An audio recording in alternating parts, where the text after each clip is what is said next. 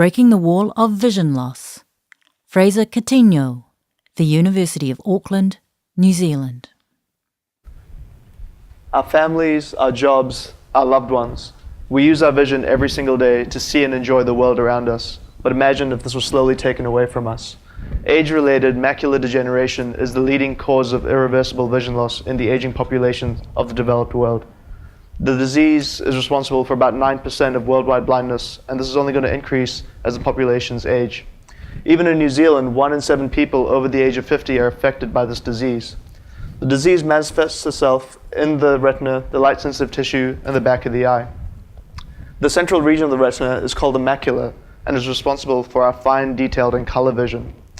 Due to inflammation and the growth and hemorrhage of blood vessels in this area, our vision is lost.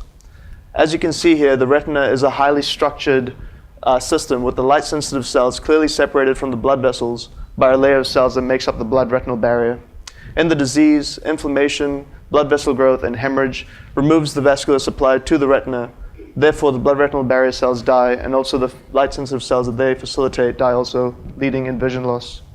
The loss of barrier integrity permits the growth of blood vessels further into the retina, where further hemorrhage leads to further vision loss.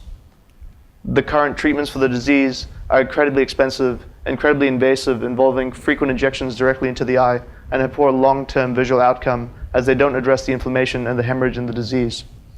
We have created here in New Zealand a peptide drug to break the wall of vision loss.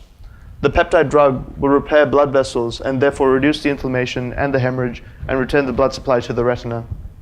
The peptide drug will also help maintain the blood-retinal barrier integrity, therefore preserving our vision long-term. This peptide drug binds to cell-specific receptors that are not expressed on blood cells, therefore allowing it to reach its target more efficiently. When we looked at human tissues for this receptor, shown in green, we found it was highly expressed in these blood-retinal barrier cells, as well as in blood vessels.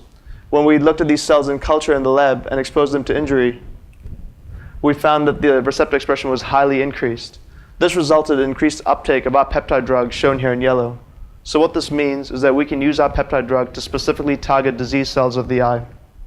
In a mouse model, we saw that the peptide drug reduced retinal inflammation, shown here in red, as well as promoted cell survival and repaired blood vessels. Now, since the pathology of many vascular diseases is quite similar, we can use our peptide drug to treat these diseases, preserve our vision long-term, and break the wall of vision loss. Thank you.